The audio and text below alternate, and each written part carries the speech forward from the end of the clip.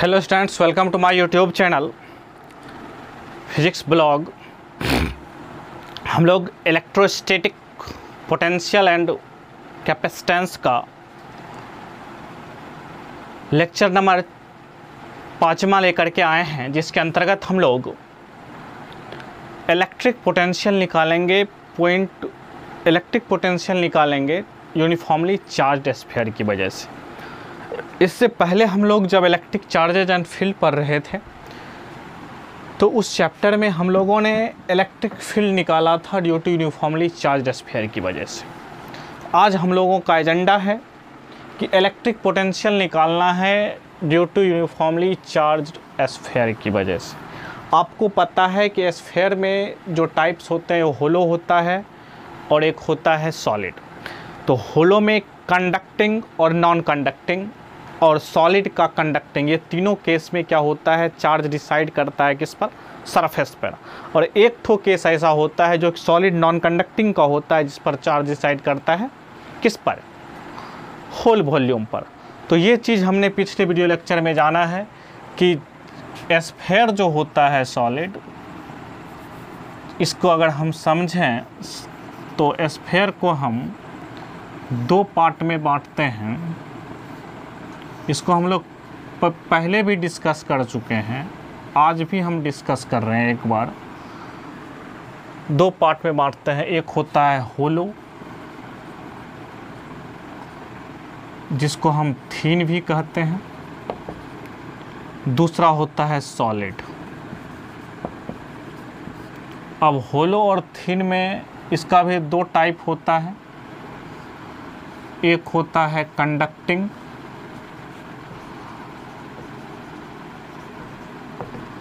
दूसरा होता है नॉन कंडक्टिंग, जिसको डाइलेक्ट्रिक भी कहते हैं।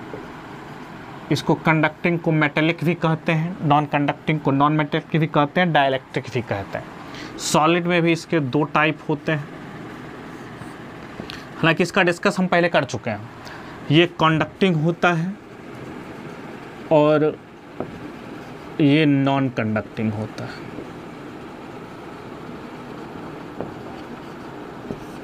ठीक है, वही मेटेलिक ना।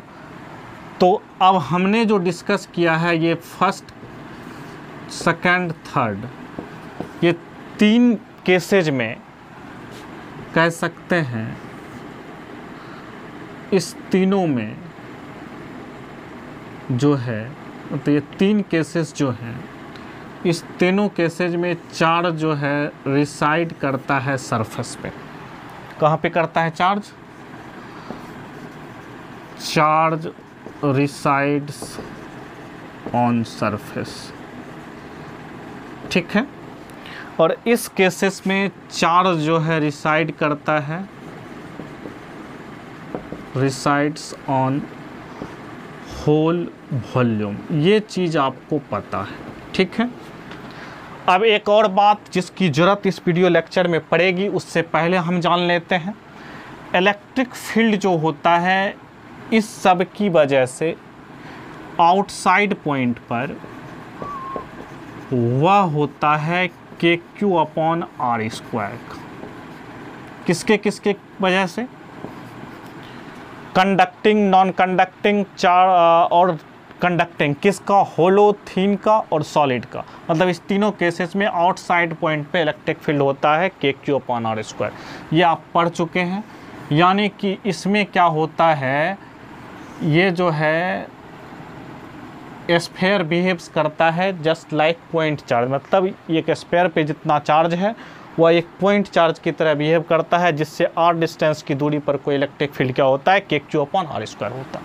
ये आउटसाइड पॉइंट की बात हो गई। अब इनसाइड पॉइंट की बात करें। आउटसाइड पॉइंट का मतलब आपको पता है कि r जो है ग्रेटर देन r होता है, ऐसी बात। अब इनसाइड पॉइंट की बात कीजिएगा तो इनसाइड पॉइंट में क्योंकि चार्ज सरफेस पर रिसाइड करता है तो इसीलिए क्या होता है, इलेक्ट्रिक फील्ड जीरो होता है। किस किस केस में? ये और ये। किसका? होलो थिन का कंडक्टिंग नॉन कंडक्टिंग और होलो थिन का सॉलिड का कंडक्टिंग। इसके केस में ये चीज़ था। अब इसकी बात कर लें तो इसमें क्या होता है, अगर आप करिएगा आउटसाइड की बात कीजिएगा, ये हो गया आर लेस देन आर पे, R greater than R less than R. Outside point की बात कीजिएगा यानी कि आर जो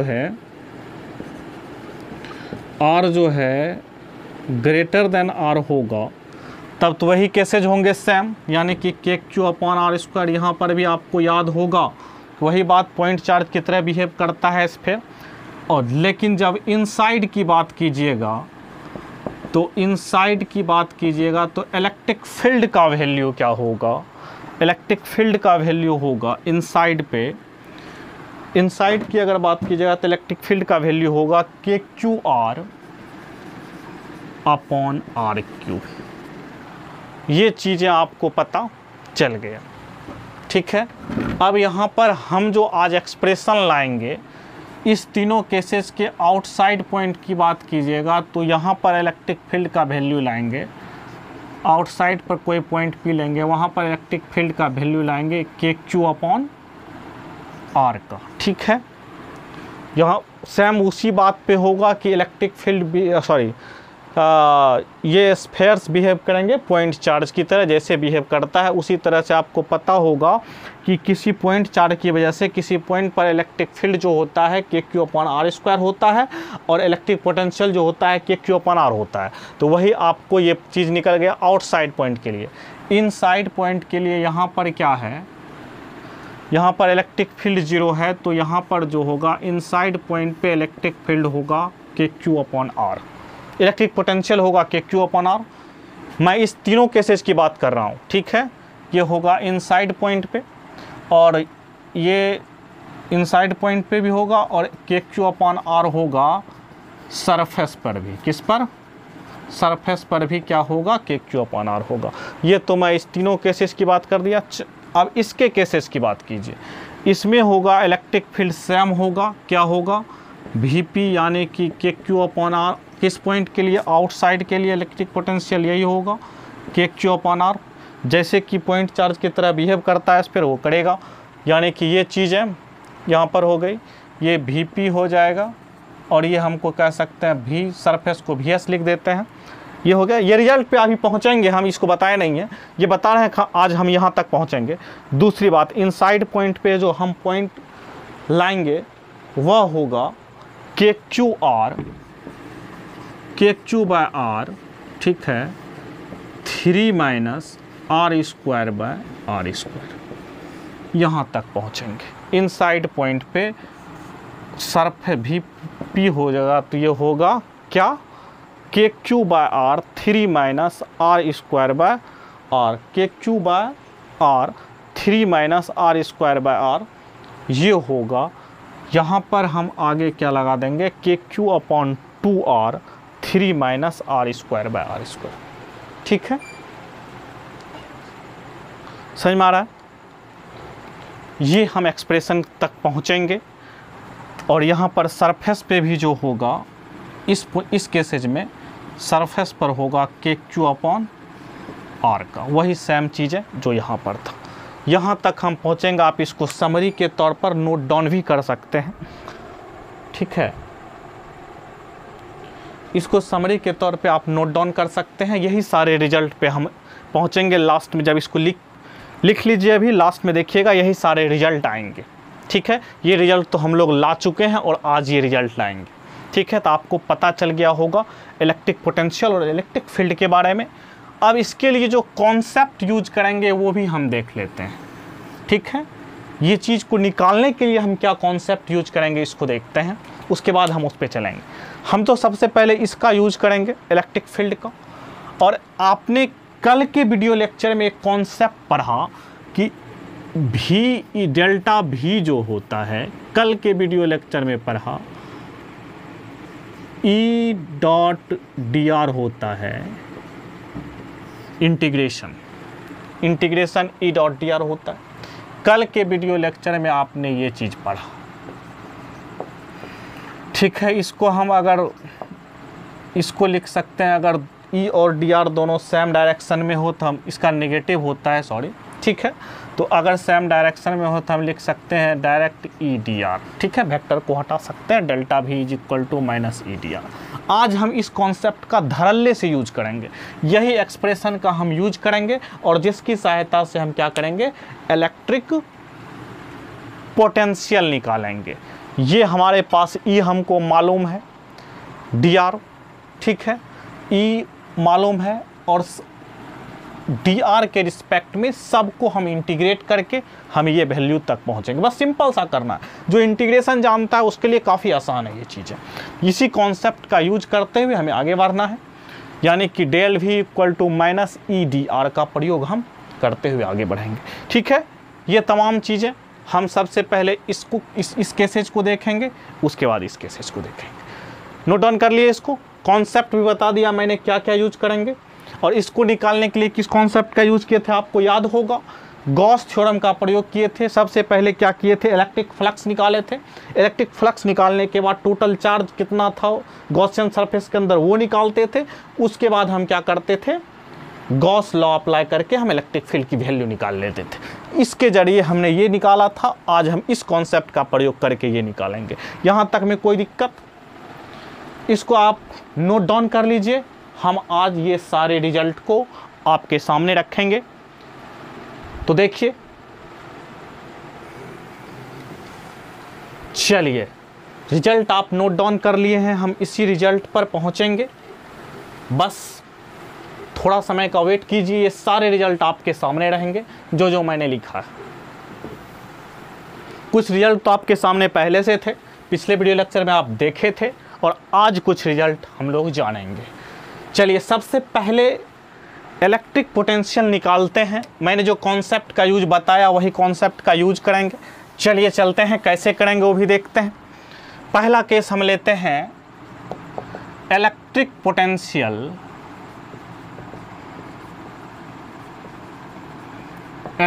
पोटेंशियल ड्यू टू यूनिफॉर्मली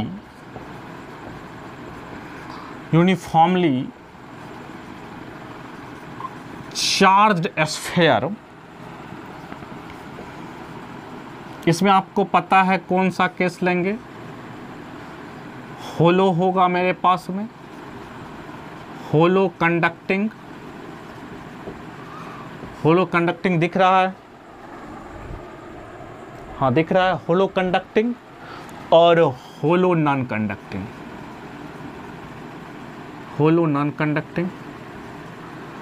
ये दो केसेज हो गए। और एक होगा होलो कंडक्टिंग, होलो नॉन कंडक्टिंग, ठीक है।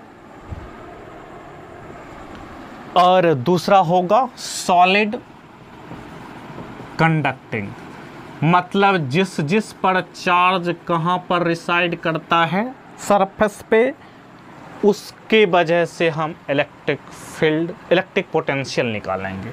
चार्ज सरफेस पर रिसाइड करता है इसकी वजह से। चलिए, जहाँ एक स्फीयर बना लेते हैं सिंपल सा, ठीक है। इस स्फीयर का हम ये सेंटर है और ये इसका रेडियस है, ये स्फीयर का रेडियस हो गया, ठीक है। और यहाँ से कोई पॉइंट आउटसाइड पॉइंट P ले लेते हैं जो कि सेंटर से R डिस्टेंस पे है, ठीक है। और इस पॉइंट पर हमको इलेक्ट्रिक फील्ड निकालना है। समझ में आ रहा है क्या बात है। और इस पर जो चार्ज इस सरफेस पर है वह चार्ज इस तरह से इसके सरफेस पे, ठीक है। टोटल चार्ज जो है इस पर Q है और इसका रेडियस क्या है आपको R है। ये मेरे पास डाटा है और इसकी वजह से यहाँ पर इलेक्ट्रिक फील्ड निकालना है, सॉरी इलेक्ट्रिक पोटेंशियल निकालना। इलेक्ट्रिक फील्ड तो हम बार बार इलेक्ट्रिक फील्ड आ जाता है, इलेक्ट्रिक पोटेंशियल निकालना है, ये चीज़ें। तो सबसे पहले आपको जो कॉन्सेप्ट मैंने बताया कि एट फर्स्ट क्या करेंगे, इस पॉइंट पर इलेक्ट्रिक फील्ड जानेंगे कितना है, जो कि हम अभी लिखे थे। आप लिख सकते हैं सबसे पहला इलेक्ट्रिक फील्ड कैसे आप लिख सकते हैं कि P पॉइंट पे हमें इलेक्ट्रिक पोटेंशियल ज्ञात करना है जो कि स्फीयर से के सेंटर से R दूरी पर, ठीक है।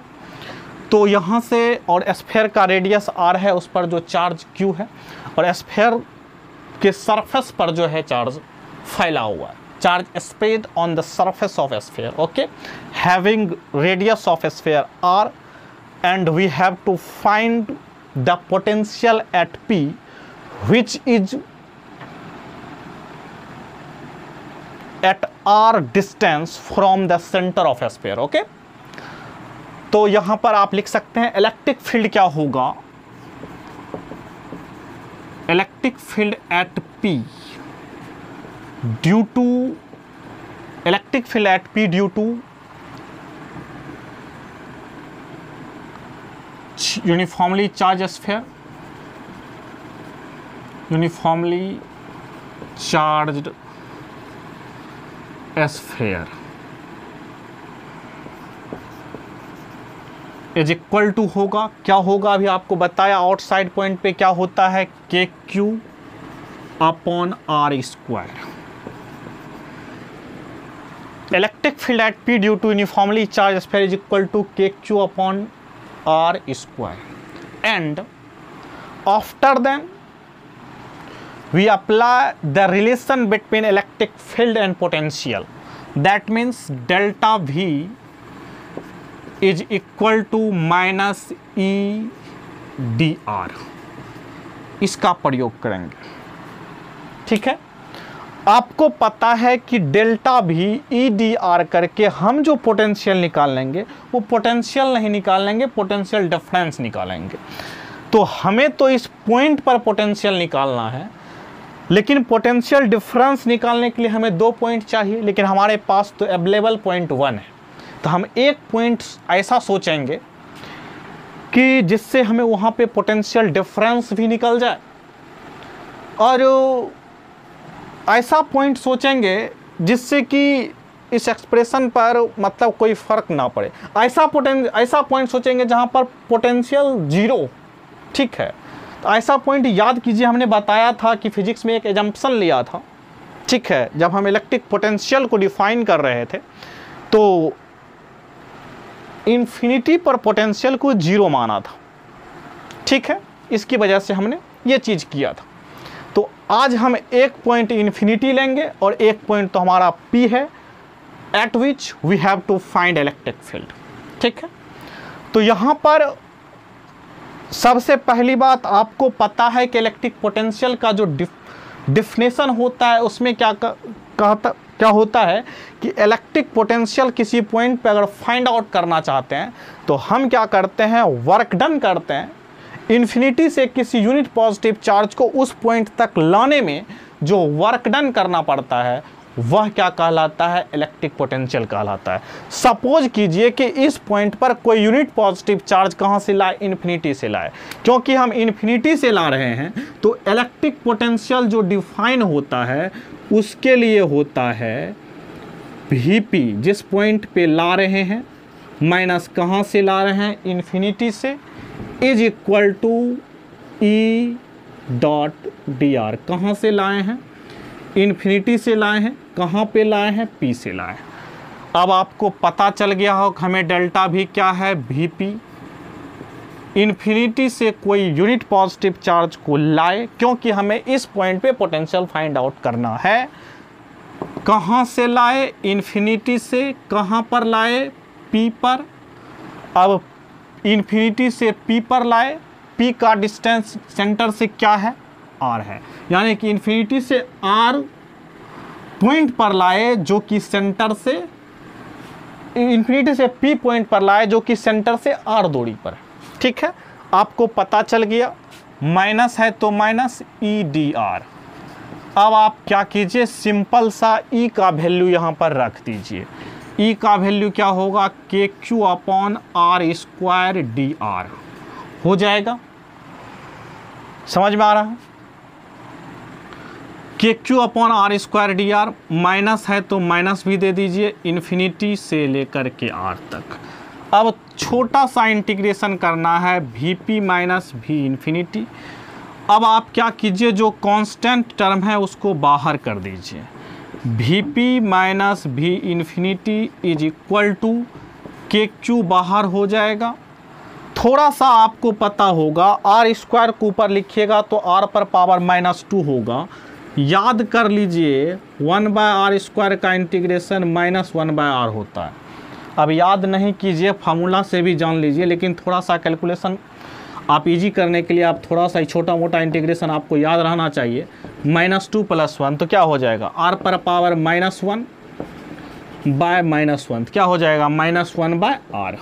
ठीक है, ये अक्सर ये इंटीग्रेशन का यूज होता है। तो क्या कर लीजिए 1/r² का इंटीग्रेशन क्या होता है, -1/r। तो हम डायरेक्ट लिख देते हैं, ये हो जाएगा r² dr/r² क्या हो जाएगा, -1/r, यानी कि KQ अपॉन ये माइनस क्या हो जाएगा, +1/r को अंदर रहने देते हैं, माइनस को हमने बाहर निकाल दिया, एक माइनस और एक माइनस यहाँ पर आए ये चीज़ें। अब एक बार क्या करते हैं, अपर लिमिट लेते हैं, एक बार लोअर लिमिट लेते हैं। इसका पोटेंशियल आपको क्या होता है, 0 होता है, लिख दीजिएगा, चूँकि V∞ = 0। ठीक है, तो ये 0 हो जाएगा, तो यानी कि Vp = कह सकते हैं KQ अपॉन 1/, अपर लिमिट एक बार लीजिएगा, -1/, लोअर लिमिट लीजिएगा। आपको पता है कि यहाँ पर क्या हो जाएगा। अब इसको सॉल्व करके लिखें तो हम लिखेंगे, इसीलिए Vp का मतलब क्या है, पोटेंशियल एट P, समझ गए, KQ 1/r। अब KQ/r हो जाएगा, याद कीजिए यही लिखे हैं आप, अगर अपने कॉपी में नोट डाउन किए तो यही चीज़ लाए हैं हम लोग, KQ/r आउटसाइड पॉइंट पर इस तीनों की वजह से। ठीक है, 1/∞ 0 होता है, तो इसकी वैल्यू 0 हो गई। हमने क्या क्या एजम्पशन लिया है उसको लिख लीजिए, यानी कि V∞ का पोटेंशियल क्या है, 0 है, और 1/∞, ये एजम्पशन नहीं है, 1/∞ 0 होता है, आप जानने के लिए ले लीजिए। हमने इन्फिनिटी का पोटेंशियल 0 ये एजम्पशन किया है। ठीक है, और ये 1/∞ 0 होता है। ठीक, बात क्लियर यहाँ से। अब देखिए यहाँ पर पोटेंशियल जो है P का यह इन्वर्सली प्रोपोर्शनल है, Vp का पोटेंशियल यहाँ पर कह सकते हैं 1/r का डायरेक्टली प्रोपोर्शनल है, r का इन्वर्सली प्रोपोर्शनल है। ये चीज़ें हो गई, मतलब पोटेंशियल r पर डिपेंड करता है। अगर हम कहें r R हो जाए तो हम किसकी बात कर रहे हैं, सरफेस की बात कर रहे हैं। R मतलब ये P पॉइंट यहाँ पर आ जाए तो ये R डिस्टेंस हो जाएगा, यानी कि हम कह सकते हैं पोटेंशियल एट सरफेस KQ/r हो जाएगा। ये बातें क्लियर हो गई यहाँ तक। यहाँ तक में हमें नहीं लगता कि कोई दिक्कत होगा, सिंपल सा कॉन्सेप्ट है बस। ठीक है, आपको तो सारा बात बता दी।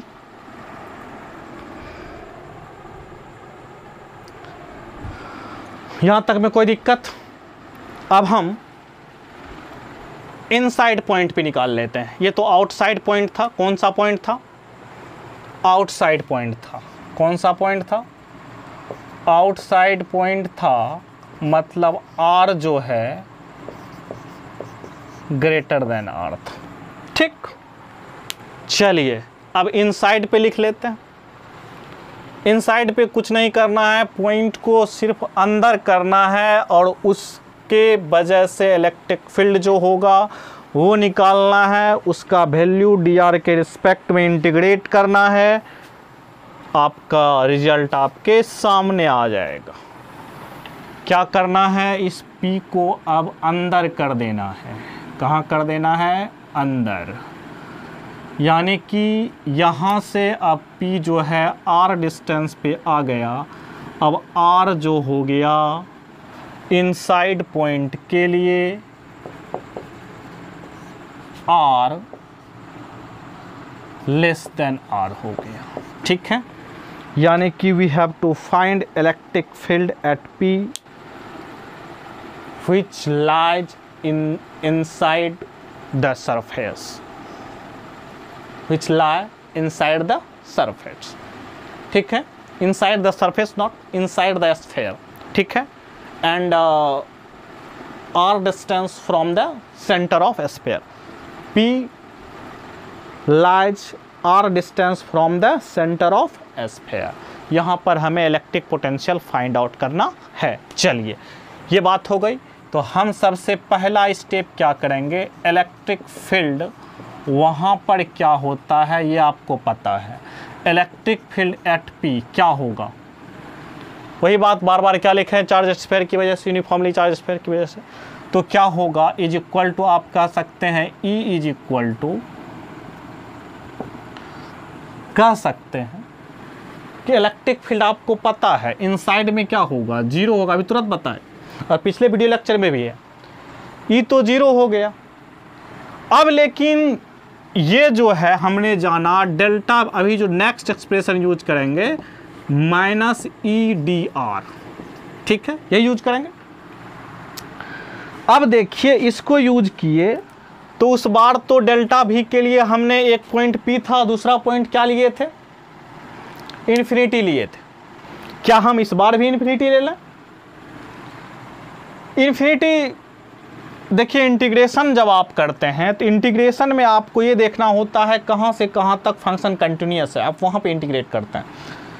तो यहाँ पर देखिए जब आप इन्फिनिटी से आइएगा तो यहाँ पर कंटिन्यूअस फंक्शन ब्रेक कर रहा है, यानी कि इन्फिनिटी से आप सरफेस पे आइएगा, सरफेस के बाद आप कहाँ जाइएगा, इसके अंदर प्रवेश कीजिएगा, ठीक है।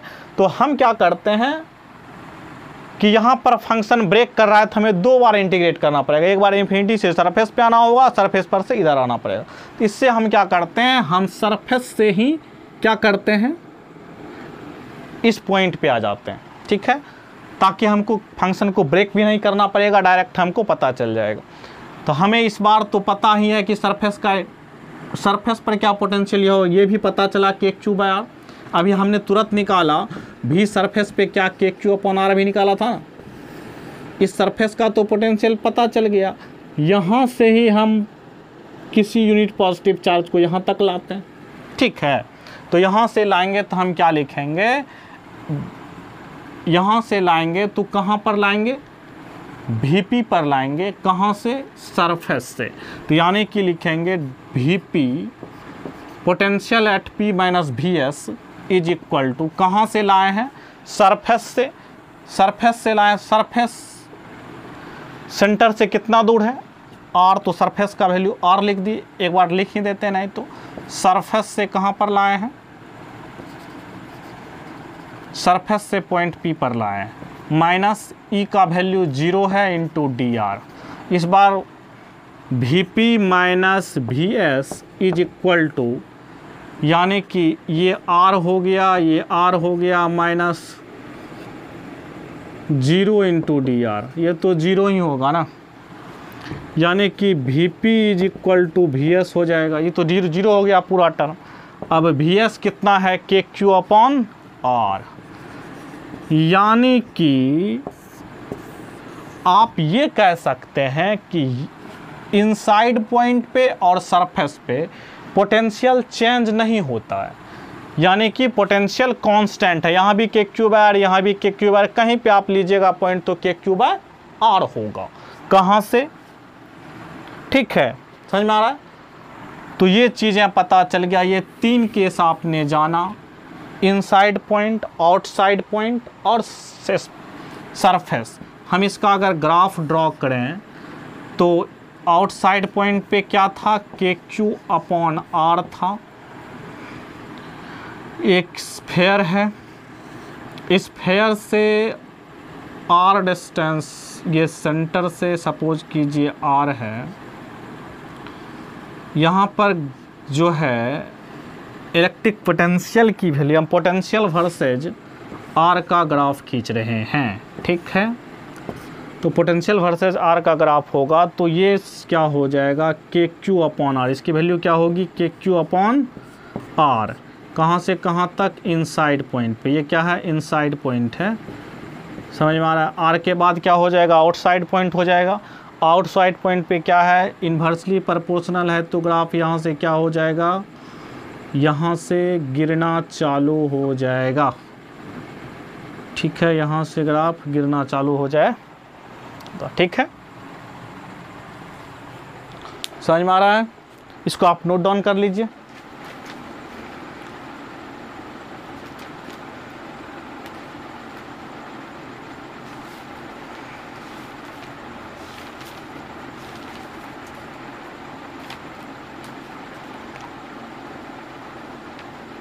ठीक है, इसको आप नोट डाउन कर सकते हैं। ये पॉइंट कौन सा हुआ, आउटसाइड पॉइंट हुआ। यहाँ पर क्या है, इन्वर्सली प्रोपोर्शनल टू 1/r है, इन्वर्सली प्रोपोर्शनल टू r है। ये था रिजल्ट आपके सामने। आपको चलिए मिटा दें। नेक्स्ट अब चलते हैं इनसाइड आउटसाइड, तो हो गया। अब उसका 2 केस बचा है, वो क्लियर कर लेते हैं। चलिए, जितना चीज़ मैंने समझाया शुरू में उतना ही इम्पोर्टेंट, उसी को सिर्फ क्या कर रहे हैं, एक्सपेंड करके हम लोग इंटीग्रेशन जिसको आता है आराम से ये चीज़ को कर सकते हैं। कोई टफ नहीं है, बस सिंपल चीज़ें हैं।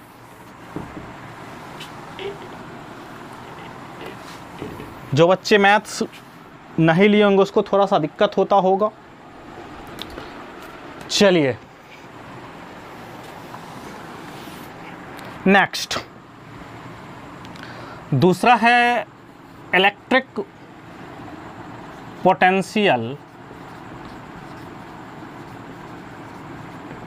Electric potential due to solid non conducting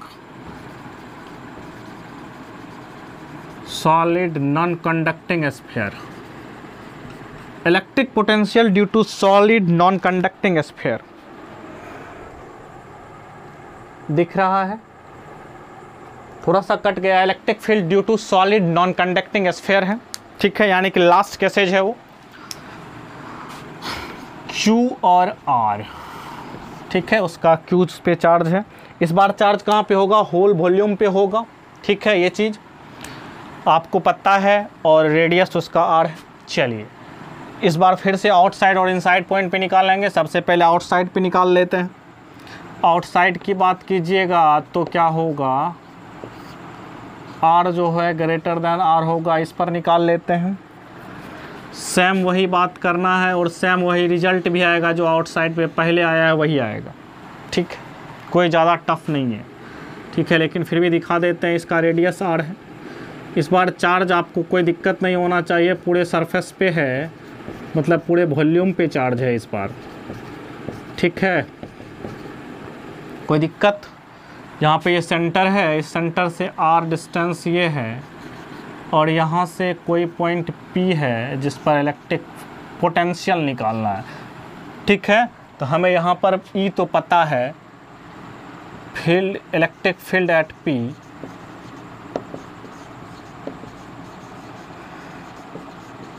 क्या है, आपको पता है। E पे फील्ड क्या है, KQ/R², यही ना, KQ/R², यही है। अब हम क्या करेंगे, del V is equal to minus E dr, क्या, तो del V is equal to, एक बार वही सेम केसेज है, मतलब आप क्या कीजिए, इन्फिनिटी से लाइएगा पॉइंट P तक, तो यानी कि लिखिएगा Vp माइनस V इन्फिनिटी, कहाँ से कहाँ तक, इन्फिनिटी से P तक। एक बार लिख देते हैं, E का वैल्यू KQ/R² dr माइनस में। एक बार फिर से वही इंटीग्रेशन ही करना है, V माइनस V इन्फिनिटी करना है। सेम बात, यहाँ से ये डिस्टेंस R है, थोड़ा थोड़ा छूट भी जाता है, तो क्या हो जाएगा, इन्फिनिटी से कहाँ तक आएंगे हम, R तक आएंगे। KQ/R² में KQ/R² dr, यानी कि माइनस फिर से छूट रहा था, तो इस बार माइनस KQ को बाहर कर लीजिए, और dr/r² का इंटीग्रेशन अभी तुरंत आपको बताया कि मैंने क्या होता है, 1/r² का इंटीग्रेशन 1/r होता है। कहाँ से कहाँ तक, आप इन्फिनिटी से R तक करिएगा तो ये प्लस हो जाएगा KQ/, एक बार अपर लिमिट रखिए, एक बार लोअर लिमिट रखिए, यानी कि Vp आपको बताया कि V इन्फिनिटी 0 होता है। ये सारी कहानी तो हमने बता चुका है, बस आपको उसी से रिपीट करना है। इसका भी वैल्यू बताया 0 होता है, यानी कि Vp is equal to KQ/R, मस्त से आ गया। ठीक है, कोई दिक्कत यहाँ तक में? हमें नहीं लगता कोई दिक्कत होगा। अब मान लिया जाए R इक्वल टू R कहिएगा तो सरफेस पर की बातें होंगी, यानी कि VS equal to same result के Q अपॉन R आ जाएगा। यहाँ तक तो कहानी सेम चली। अब थोड़ा सा डिफरेंट होगा जो कि इनसाइड पॉइंट होगा। लास्ट केसेज मिटा दें इसको। आपको प्रोसेस पहले बता चुका है कि क्या क्या करना है, आप बस उसी प्रोसेस पे आप करते जाइए, कोई दिक्कत की बात नहीं है। आप लोग ट्राई भी कर सकते हैं आसानी से, एक बार दो बार इसको देखिएगा, प्रैक्टिस आराम से कर लीजिएगा, कोई दिक्कत की बात नहीं है इसमें। फिजिक्स समझते हैं आप तो कहीं कोई दिक्कत की बात नहीं है, सिर्फ आप कॉन्सेप्ट को समझिए और उसको अप्लाई करना सीखिए। फिजिक्स मैथ में ऐसा कुछ नहीं है जो आपसे होगा नहीं अगर आप कॉन्सेप्ट समझ जाते हैं तो। ठीक है, चलिए आगे देखते हैं। इनसाइड पॉइंट पे एक बार फिर लेते हैं। इनसाइड पॉइंट यानी कि R जो है लेस देन R हो जाएगा, तो इसमें क्या कहानी होगी? फिर से बात वही करना है कि वो चार्ज स्फीयर ले लेना है, यहाँ से सेंटर से R डिस्टेंस पर कोई पॉइंट P ले लेना है, जो कि यहाँ से P है। आपको चार्ज तो पता है कि सगड़े फैला हुआ है, ठीक है, पूरे पर चार्ज क्या है, फैला हुआ है। ठीक है, ठीक है, तो चलिए ठीक है, तो वही चीज़ करना है। सबसे पहले यहाँ पर क्या करते हैं, इलेक्ट्रिक फील्ड एट P क्या होगा इस बार? हमें लगता है E इज इक्वल टू, इस बार आप लोगों को याद हो तो थोड़ा देर पहले लिखे थे कि Q upon R by R Q, यही लिखे थे। अब फिर से क्या करना है, delta V is equal to minus E D R. ये तो कहानी पिछले 3 दिन से हम लोग कर रहे हैं। 3 दिन से मतलब 3 कह सकते हैं 3 सवाल से कर रहे हैं एक तरह से, या फिर पिछले वीडियो लेक्चर में हम लोगों ने किया था, ऑलमोस्ट 2 दिन से तो कर ही रहे हैं।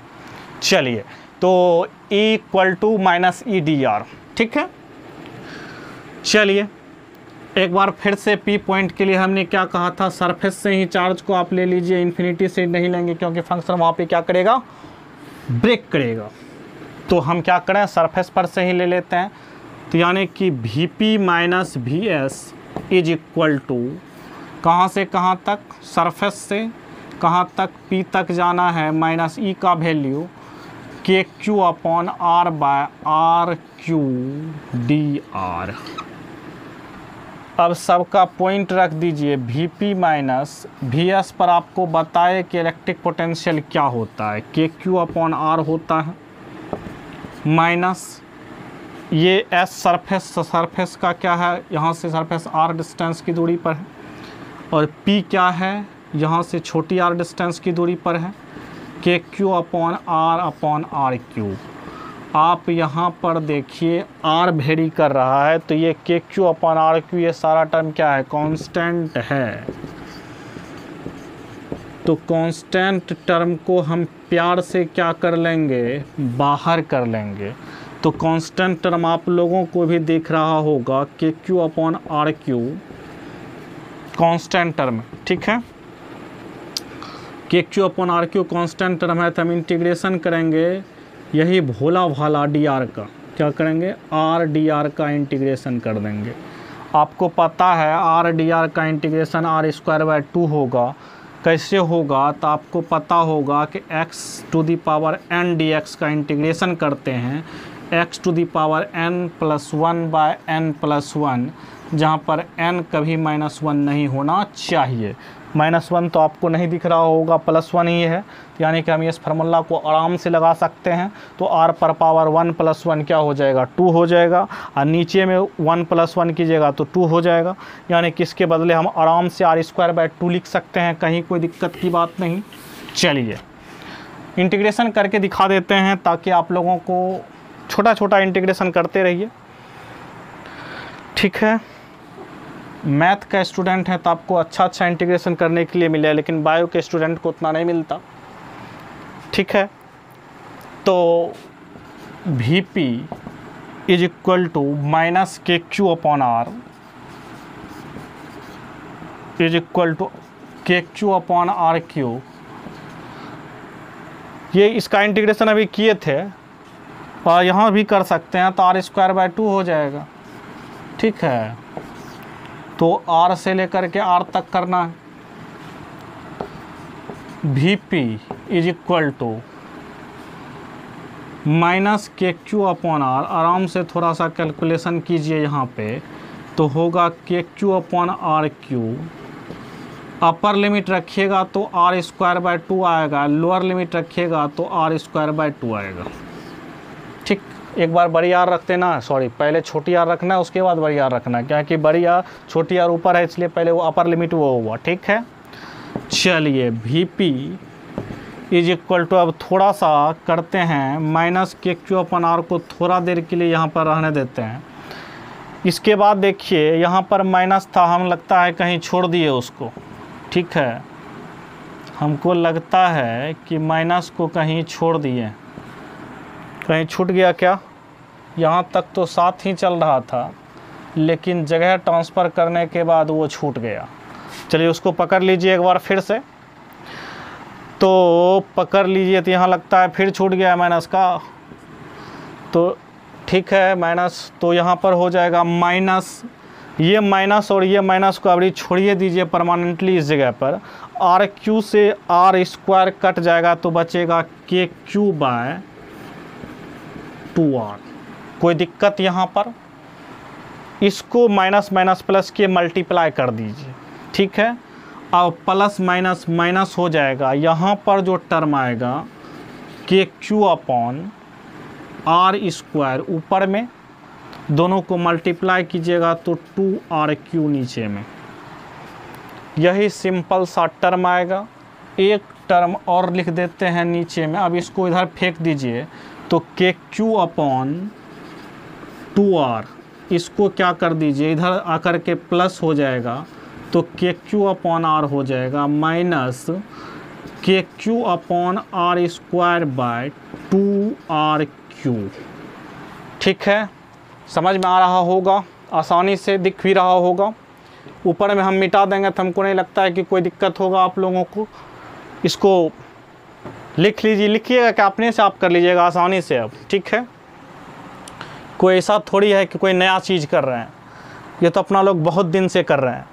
चलिए मिटा देते हैं अब, लेकिन रिजल्ट तक पहुंच जाते हैं, ठीक है। तो रिजल्ट तक पहुंचेंगे तो क्या होगा, रिजल्ट तक पहुंचना ही है, यही ना। तो V P is equal to, आपको दिख रहा होगा कि इसको अगर हम एलसीएम लें, आराम से एलसीएम लें तो क्या क्या हो सकता है, ठीक है। एलसीएम भी ऐसा करते हैं, कुछ अच्छा तरह से ले लेते हैं, ठीक है, तो ज़्यादा सही रहेगा। ऐसा कीजिए तो के क्यू बाय आर सब में आपको दिख रहा होगा, सबसे अगर कॉमन ले लें तो हमको नहीं लगता है किसी को कोई दिक्कत होगा। यहाँ पर के क्यू बाय आर अगर सबसे कॉमन ले लें तो अगर हमको लगता है कहीं पे कोई दिक्कत नहीं होगा।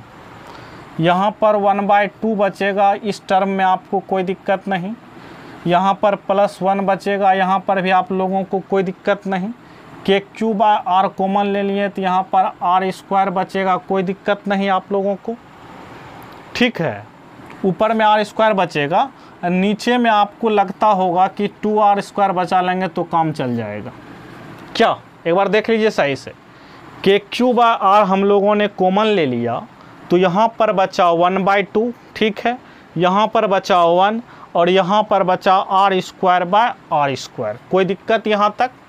अब देखिए कुछ काम करें तो मज़ा आएगा। के क्यू अपॉन आर आपको लग रहा होगा कि एक में आधा जोड़ देंगे तो 1.5 हो जाएगा, यानी कि 1.5 को 3/2 लिख सकते हैं, ठीक है। Minus are square by 2r square, यही एक्सप्रेशन रहने दो तो मज़ा आएगा, ठीक है। और लेकिन हम उस समय जो लिखे लगता होगा ये उसके शकल से उसका शकल नहीं मिलता है। किसका शकल मतलब उस समय जो शुरू में जो लिखा था मैंने, आउटसाइड इनसाइड पॉइंट पर नॉन कंडक्टिंग स्फीयर की वजह से वो कुछ इस तरह का शकल का था। दिखा देते हैं वो भी शकल आप लोगों को। KQ by 2R 3 minus R square by 2R square होगा, शायद यही शकल होगा। ठीक है, आप जो शकल रखिए, ठीक है, ऊपर वाला ही शकल रहने देते हैं। ठीक है, तो यही होगा। बहुत मशक्क़त के बाद VP इज इक्वल टू, बहुत अच्छा एक एक्सप्रेशन आया है, बहुत लंबा चौड़ा थोड़ा सा लगता होगा। ठीक है, R square by 2R square, ये थोड़ा सा अपने आप में है। ठीक है, जो कि लेकिन अब है तो क्या कर सकते हैं, इससे बहुत कम सवाल आते हैं। ठीक है, इसलिए है तो एक बार ध्यान में रखिएगा। बस भूल भी गए तो कभी कभी आपको चकमा दे सकता है कंपटीशन में ही, बोर्ड में तो चकमा नहीं देगा। ठीक है, तो लेकिन फ़िलहाल यहाँ पर R को अगर 0 कर दें, यानी कि इस R को 0 करें तो यानी कि सेंटर पर if R is equal to 0, ठीक है, R को 0 करें तो पोटेंशियल सेंटर पर क्या होगा वो निकालेंगे। ठीक, R को 0 कर दीजिए सेंटर पे पोटेंशियल निकालने के लिए। V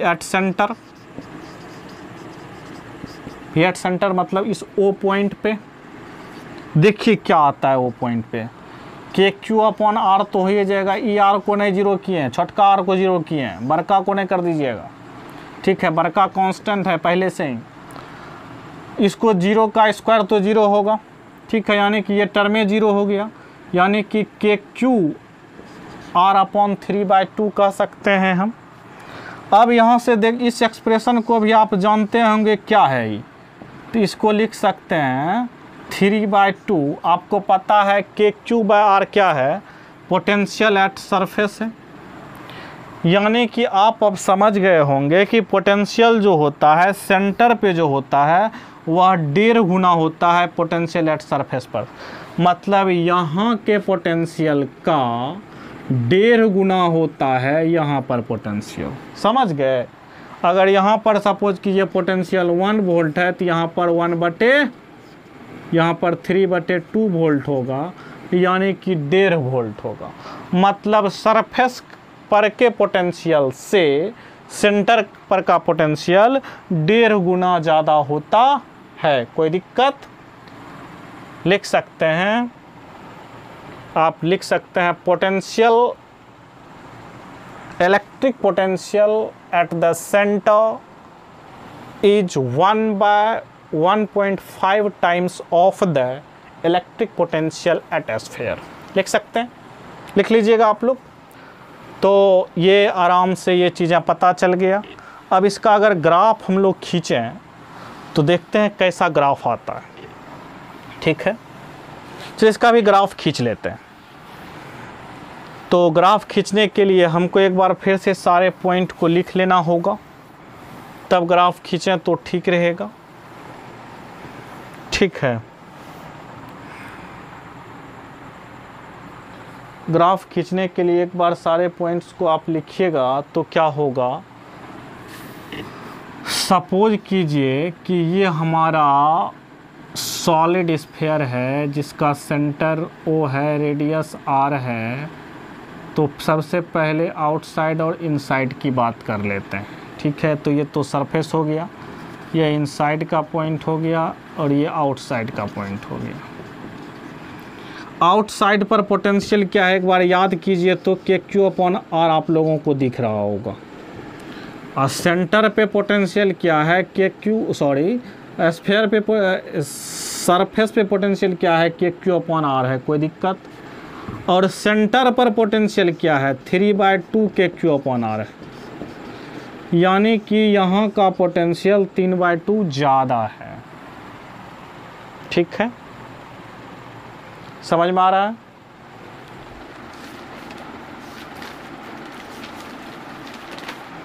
यहाँ का पोटेंशियल क्या है 3/2 ज़्यादा। तो सपोज कीजिए कि यहाँ पर पोटेंशियल क्या है KQ/R है स्फीयर, और यहाँ से पोटेंशियल धीरे धीरे सेंटर से पोटेंशियल गिरता जाता है। क्या होता है, गिरते गिरते ऐसे करके गिर जाता है।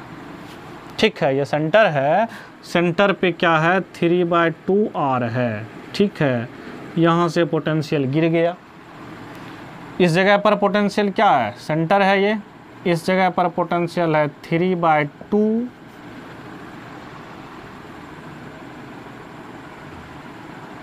VS सब पोटेंशियल एट सरफेस, और यहाँ पर पोटेंशियल तो 3/1 KQ/R का लाइन ही है। ठीक है, यानी कि VS का लाइन है 3/2 KQ/R कह सकते हैं इसको, पोटेंशियल एट सरफेस। अब यहाँ से देखिए पोटेंशियल R जो है यह फॉल करता है ऐसे करके। ठीक है, समझ में आ रहा है? यानी कि ये जो बनाता है क्या बनाता है, पाराबोला, और ये क्या बनाता है, हाइपरबोला। ठीक है, कोई दिक्कत, समझ में आ रहा है?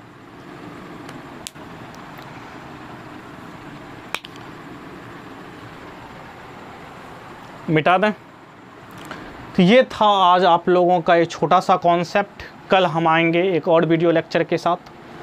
तब तक के लिए बेस्ट ऑफ लक, पढ़ाई करते रहिए।